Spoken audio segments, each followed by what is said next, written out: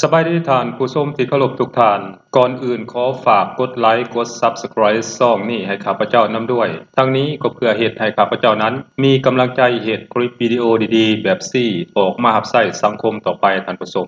และสำหรับวิดีโอนี้ข้าพเจ้าจะมาสนทนากับบรรดาท่านในหัวข้อเกี่ยวกับนโยบายต่างประเทศของสปป.ลาว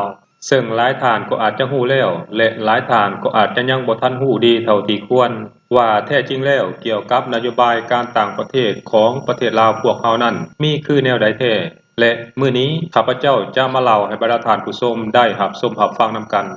สำหรับนโยบายต่างประเทศของลาวนั้นโดยอิงตามรัฐธรรมนูญนับตั้งแต่ฉบับปี 1991 ฉบับปี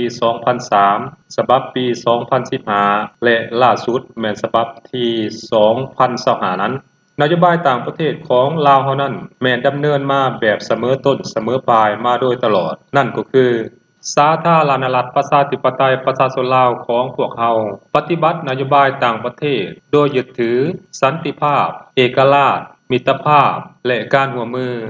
การขยายสายพัวพันธ์และการร่วมมือกับทุกประเทศบนหลักการอยู่ร่วมกันแบบสันติเคารพเอกราชอธิปไตยพื้นแผ่นดินอันครบถ้วนของกันและกันบ่แทรกแซงเข้าในเวียกงานภายในของกันและกันเสมอภาพต่างฝ่ายต่างได้รับผลประโยชน์สาธารณรัฐประชาธิปไตยประชาชนลาวสนับสนุนการต่อสู้ของประชาชนในโลกเพื่อสันติภาพและเอกราชแห่งชาติอธิปไตยและความก้าวหน้าของสังคม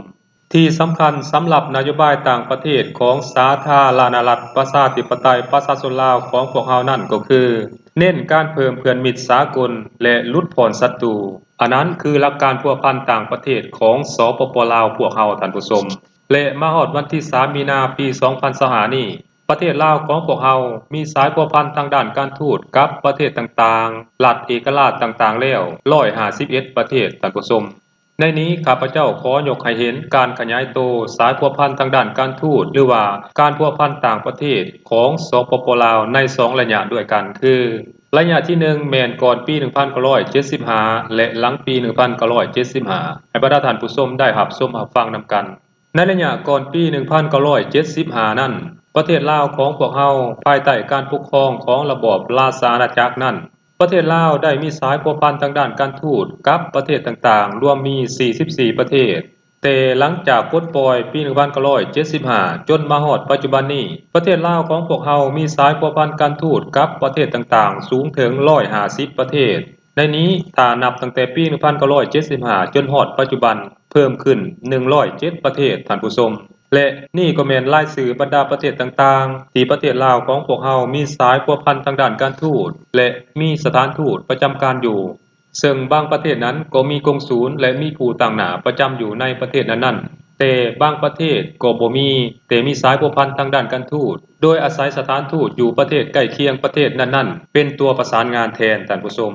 มาฮอดเวลานี้จะเห็นได้ว่าประเทศลาวของพวกเฮานั้นนับมือนับเป็นที่รู้จักของโลกภายนอกหรือนานาชาติได้เป็นอย่างดีซึ่งในเมื่อก่อนนั้นประเทศลาวของพวกเฮาแม้นถูกประเทศนักล่าอาณานิคมทั้งเก่าและใหม่นั้นปดบังรัศมีเอาไว้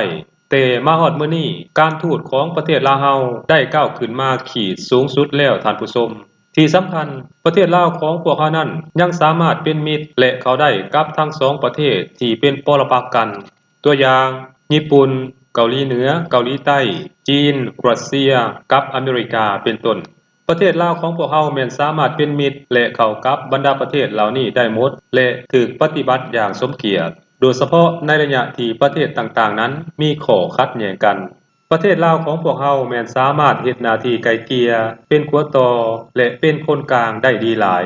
หลายท่านคงจะจำกันได้ดีเกี่ยวกับกองประชุมสุดยอดอาเซียนที่ทั้งไทยกัมพูเชียและมาเลเซียเป็นเจ้าภาพนั้นพวกเขาได้เข้าไปกดดันประเทศพม่าในรูปแบบต่างๆจนเฮ็ดให้ประเทศพม่านั้นรู้สึกกดดันและรู้สึกว่าบรรดาประเทศเหล่านี้แทรกแซงกิจการภายในของประเทศตนเองเฮ็ดให้ประเทศพม่าบ่พอใจ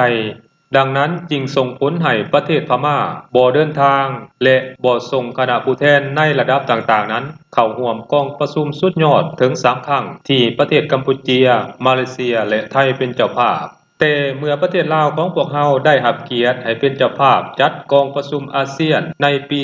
2024 นั้น ประเทศลาวของพวกเราในฐานะเป็นประธานอาเซียนก็ได้เชิญประเทศพม่าเข้าร่วมกองประชุมเหมือนเคยปฏิบัติกันมาและประเทศพม่าก็ตอบสนองไปในทิศทางบวกนั่นก็คือได้ส่งคณะผู้แทนกันสูงเข้าร่วมกองประชุมอาเซียนที่ประเทศลาวของพวกเราเป็นเจ้าภาพในครั้งนี้นำสิ่งนี้มันได้แสดงให้พวกเราเห็นว่านโยบายทางด้านการทูตของประเทศลาวนั้นเป็นนโยบายการทูตที่นุ่มนวลบ่แทรกแซงเข้ากิจการภายในของประเทศอื่นดังนั้นประเทศลาวของพวกเราจึงสามารถสร้างความไว้วางใจแก่ประเทศอื่นๆได้เป็นอย่างดี